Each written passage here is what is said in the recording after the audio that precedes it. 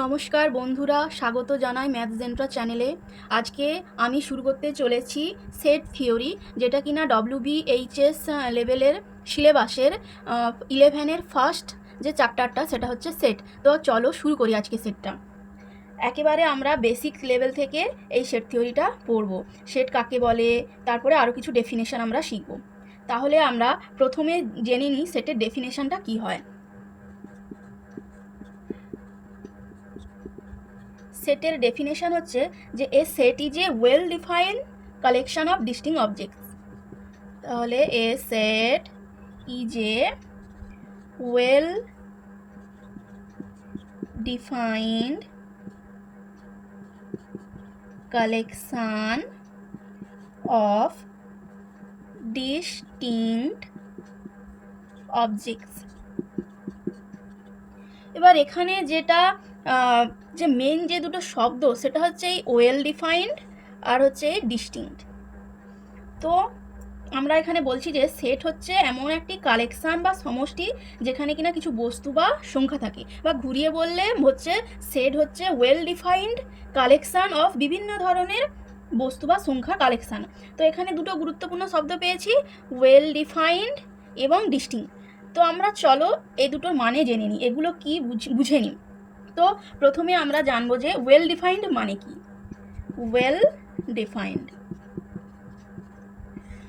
Defined মানে হলো যে কালেকশানে পরিষ্কারভাবে বলা যায় কোন জিনিস থাকবে আর কোনটা থাকবে না। যেমন যেটাকে বলে ভ্যালিড সেট। একটা এক্সাম্পল হিসেবে আমরা নিই, এ হচ্ছে একটা সেট, এই সেটকে আমরা এই সেকেন্ড ব্র্যাকেটের মধ্যে রাখবো। তো 1 2 3 4। তো এখানে পরিষ্কারভাবে বোঝা যাচ্ছে এ হচ্ছে একটা ন্যাচারাল নাম্বারের সেট, তার মানে এটা একটা ওয়েল ডিফাইন্ড সেট। তাহলে আমরা একটা সেট পেলাম যেটা কিনা ন্যাচারাল নাম্বারের সেট। তো ন্যাচারাল নাম্বার আমরা জানি 1 থেকে 1 2 3 4 করে ইনফিনিটি পর্যন্ত হয়, তো এটা ওয়েল ডিফাইন্ড। ঠিক আছে, এবার আমরা কখন বুঝবো যে সেটটা ওয়েল ডিফাইন্ড নয়, মানে নট ওয়েল ডিফাইন্ড। সেটা আমরা কখন বুঝবো, যদি আমরা একটা সেট বি নেই, যদি বলা থাকে হচ্ছে এটা good students of A class. B হচ্ছে এমন একটা সেট যেটা হচ্ছে গুড স্টুডেন্টস অফ এ ক্লাসকে বোঝায়। এটা ওয়েল ডিফাইন্ড নয়, কারণ গুড কাকে বলবো আমরা, কারো কাছে 80% যদি কেউ মার্কস পায় তার কাছে সেটা গুড, আবার কারো কাছে 90% মার্কস পেলে সেই স্টুডেন্টটা তার কাছে গুড। তাই এটা স্পষ্ট নয় যে গুড স্টুডেন্ট আসলে কারা, তাই এই সেটটা কিন্তু ওয়েল ডিফাইন্ড নয়। তাই সেটের সংজ্ঞা লেখার সময় সব সময় আমাকে এই ওয়েল ডিফাইন্ড কথাটা মাস্ট লিখতেই হবে। এবার আমরা দেখে নেব এই ডিস্টিংক্ট কথাটার মানে এখানে কি। ডিস্টিংক্ট মানে আমরা এর মানে থেকে বুঝতে পারছি যেটা আলাদা আলাদা, মানে একই এলিমেন্ট বারবার থাকবে না। এক্সাম্পল হিসেবে আমরা যদি একটা সেট নিই, এ সমান হচ্ছে 1 2 3 2। এখানে 2 দেখো যে দুবার আছে, কিন্তু সেটে রিপিটেশন কাউন্ট হয় না, সেটে কখনোই রিপিটেশন কাউন্ট হয় না। তাই ম্যাথমেটিক্যালি এ সমান আমাদেরকে লিখতে হবে 1 2 3। তো এটাই হচ্ছে আমার ডিস্টিংক্ট মানে বোঝায় এটাই, যে কোনো একটা সেটে কোনো একটা সংখ্যা বা বস্তু সেটা রিপিটেশন হবে না। এবার আমরা জেনে নেব যে এলিমেন্ট কি, সেটের যে এলিমেন্ট বলা হয় সেই এলিমেন্টটা আসলে কি। প্রথমে আমরা এলিমেন্টের ডেফিনেশন জেনে নেব। এলিমেন্টের ডেফিনেশন হচ্ছে যে each object is known as an element or member of the set। তো আমি এটাকে এক্সপ্লেন করি, যে সেটের ভেতরে যে যে বস্তু থাকে তাদের বলা হয় এলিমেন্ট বা মেম্বার। যেমন ধরো আমি এস একটা সেট নিলাম যার এ বি সি। এস হচ্ছে একটা সেট, সেটা হচ্ছে এ বি সি, এই তিনটে এলিমেন্ট নিয়েই হচ্ছে সেট, এভাবে বলি। তাহলে এ হচ্ছে এস সেটের একটা এলিমেন্ট, বি হচ্ছে আরেকটা এলিমেন্ট, সি হচ্ছে আরেকটা এলিমেন্ট।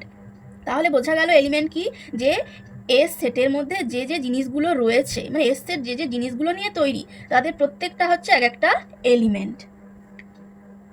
এবার বলবো যে সেট কিন্তু বিভিন্ন ধরনের হতে পারে। সেট ক্যাপিটাল লেটারেরও সেট হতে পারে।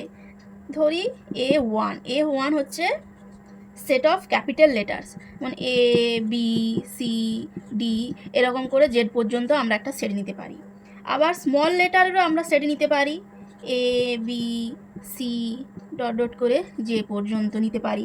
এবার আমরা একটা ইম্পর্টেন্ট জিনিস পড়বো যেটা সেটে খুব কাজে লাগে, সেটা হচ্ছে এই সিম্বলটা। এই সিম্বলটাকে বলা হয় বিলংস টু সিম্বল বলা হয়। আচ্ছা, যদি আমরা এস একটা সেট নিয়ে নিলাম, এস ইজ এ সেট, ঠিক আছে। এবার যদি বলি এ বিলংস টু এস, মানে বোঝাচ্ছে এই এ এলিমেন্টটা এস সেটের মধ্যে রয়েছে, এভাবে পড়া হয়।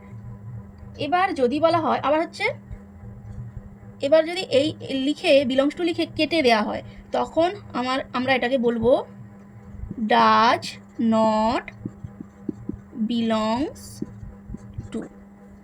এবার ধরি ওই এস সেটের মধ্যে যদি B does not belongs to S, তাহলে এটা বলবে যে এই বি এলিমেন্টটা এস সেটের মধ্যে কন্টেন্ট করে নেই।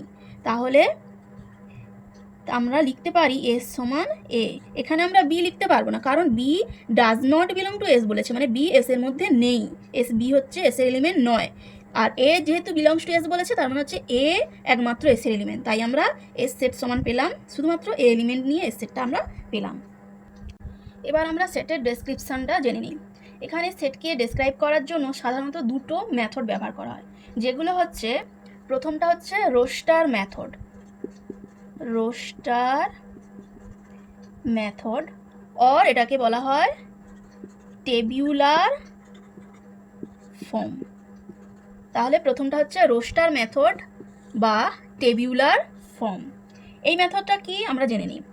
এই মেথডে বলেছে যে এই মেথডে কোনো একটা সেটের এলিমেন্টকে কমা দিয়ে আলাদা আলাদা করে লেখা হয় এবং সেকেন্ড ব্র্যাকেট দ্বারা এনক্লোজ করা হয়, মানে এইভাবে তার এলিমেন্টগুলোকে এভাবে কমা দিয়ে লেখা হয় এবং সেটটাকে এই সেকেন্ড ব্র্যাকেট দিয়ে এনক্লোজ করা হয়। তাহলে এক্ষেত্রে আমরা যদি এ একটা সেট নেই, তাহলে এক্ষেত্রে এলিমেন্টগুলো হবে 1 2 3 5 11 দিয়ে এরকম। তাহলে রোস্টার মেথড অথবা টেবুলার ফর্মে সেটকে এভাবে লেখা হয়। এবার সেকেন্ড যে মেথডটার কথা বললাম সেটা হচ্ছে রুল মেথড। কি বললাম যে রুল মেথড, অথবা এটাকে বলা হয় সেট বিল্ডার মেথড।